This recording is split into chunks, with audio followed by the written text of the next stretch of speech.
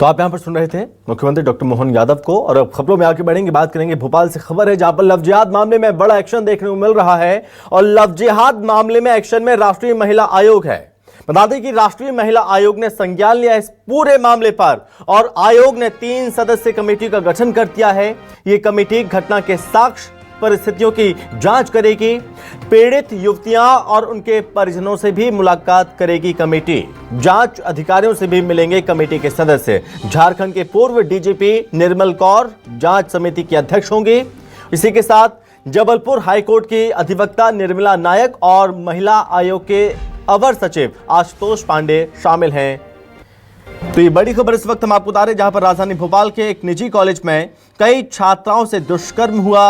Love जिहाद के मामले पर राष्ट्रीय महिला आयोग ने अब संज्ञान लिया है और आयोग ने 3 सदस्यीय जांच समिति गठित कर दी है।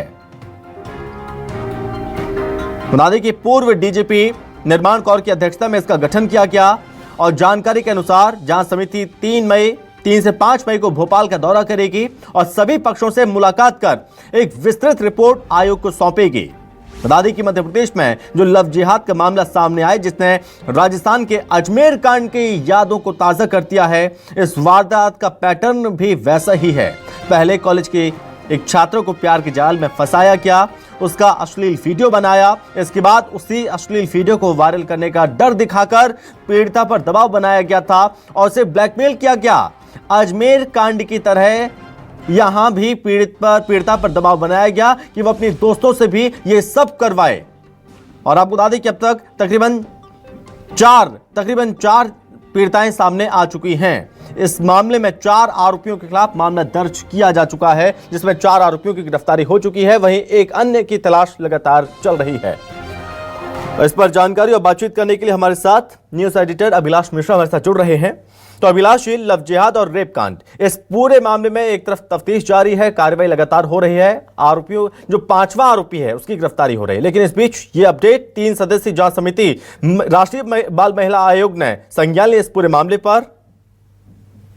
जी बिल्कुल, देखिए ये बहुत संभव बड़ा मामला हो गया है और जिस तरह से लगातार आरोपियों के मोबाइल से एक के बाद एक कई वीडियोस निकल रहे हैं और उसमें जो दुर्दांत तरीके से, वहशियाना तरीके से वो लड़कियों के साथ पेश आ रहे हैं, उसके बाद ये पूरा मामला राष्ट्रीय सुर्खियां बन चुका है। आपको याद होगा, अब से कुछ दिन पहले मानवाधिकार आयोग के जो लोग थे उन्होंने भी इसका संज्ञान लिया था और उसके बाद अब राष्ट्रीय महिला आयोग ने सो मोटो इसका संज्ञान लिया है। 3 सदस्यीय जांच समिति का गठन किया गया है।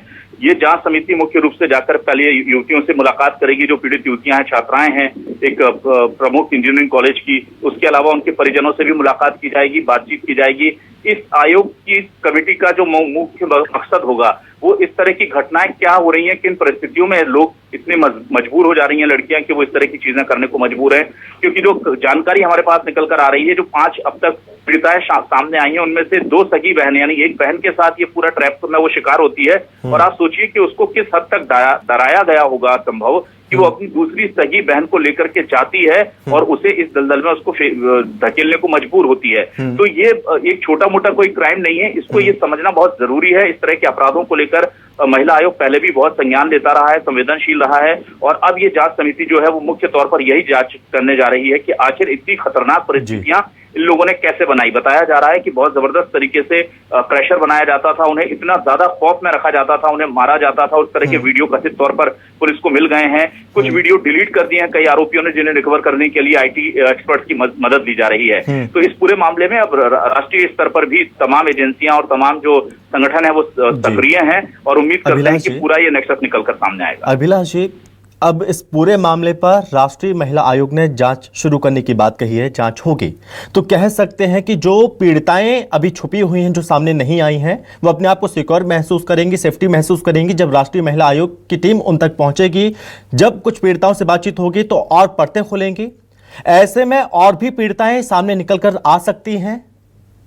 बिल्कुल, देखिए ये मामला दरअसल 2 युवतियों के सामने आने के बाद खुला था, फिर तीसरी आई, चौथी आई और अभी ये संख्या 5वीं तक पहुंची है। हाँ। लेकिन जो हमारे सूत्र बता रहे हैं वो ये है संभव कि इन युवकों के पास से, इन आरोपियों के पास से वीडियो के अंदर कई लड़कियां हैं जो भोपाल के और आसपास के क्षेत्र की रहने वाली हैं। इनमें से एक आरोपी बाकायदा डांस क्लासेस चलाता था और वहां डांस क्लासेस में कई लड़कियां आती थी और उन लड़कियों को ये अपना शिकार बना लेता था और कई वीडियो मिले हैं। कुछ लड़कियों की पहचान करने की कोशिश की जा रही है, हालांकि 5 लड़कियां एक एक करके लगातार सामने आ चुकी हैं और ये बड़ा मामला है। और ऐसे में ये एक नेक्सस चल रहा था, जो नई जानकारी निकलकर सामने आ रही है वो तो और भी चौंकाने वाली है।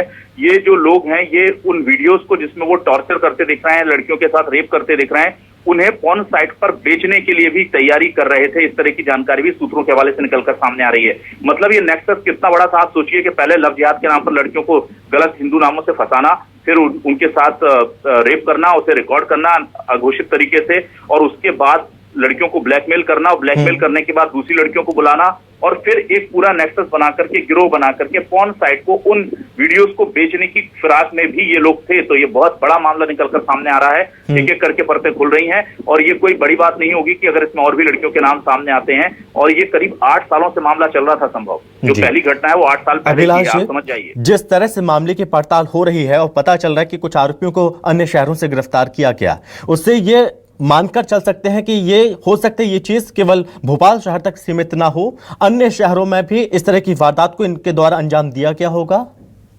बिल्कुल, देखिए जो नेक्सस है बड़ा है क्योंकि पहले इसे समझा गया था कि आपसी प्यार का मामला है, फिर जब इसमें ये एंगल निकला कि नाम बदल करके किया गया तो लगा लव जिहाद है, फिर उसके बाद चीजें निकली। अभी पुलिस की एक टीम पश्चिम बंगाल और बिहार में कुछ आरोपियों की तलाश में दबिश देने के लिए भोपाल पुलिस की टीम गई हुई है। एसआईटी की जो टीम है उसमें से कुछ सदस्य पहुंचे हुए हैं और ये मामला लगातार बढ़ता जा रहा है। कहा यह भी जा रहा है कि पुलिस अब इन आरोपियों के परिजनों से भी पूछताछ करेगी, क्योंकि ये बिना सपोर्ट के, फैमिली सपोर्ट या बिना किसी बड़े सपोर्ट के इतना बड़ा नेक्सस चलाना आसान नहीं था। तो संभव उम्मीद ये की जा रही है कि जल्द से जल्द जो असली चेहरे हैं इस पूरे कांड के पीछे वो सामने आएंगे जी, और उम्मीद यही की जा रही है कि पीड़िताओं को न्याय मिलेगा। ठीक है अभिलाष जी, सर बहुत धन्यवाद आपका हमसे बातचीत करने के लिए, तमाम जानकारी के लिए धन्यवाद। तो राष्ट्रीय महिला आयोग ने संज्ञान लिया इस पूरे मामले पर, जो कि इस पूरे मामले की पड़ताल करेगी, जांच करेगी और जाहिर है कई और चीजें निकलकर सामने आएंगी। आयोग ने 3 सदस्यीय कमेटी का गठन किया। कमेटी घटना के साक्ष्य और परिस्थितियों की जांच करने वाली है। कमेटी के सदस्य भोपाल पहुंचेंगे। लव जिहाद मामले में लगातार एक्शन देखने को मिल रहा है।